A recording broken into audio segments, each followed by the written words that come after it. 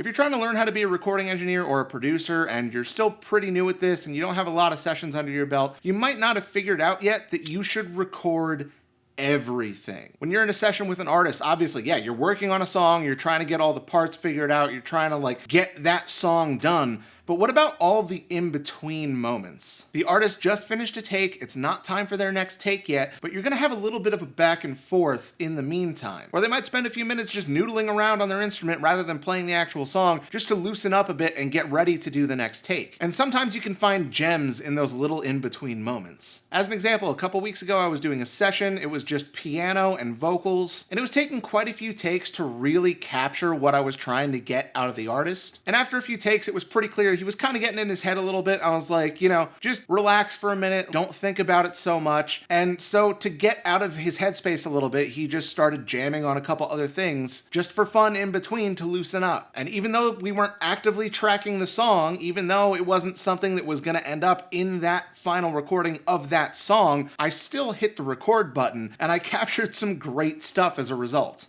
I'm gonna sing something else real quick and then we'll jump back and do it and then I'll feel 10 times better about it. Is you ain't my baby.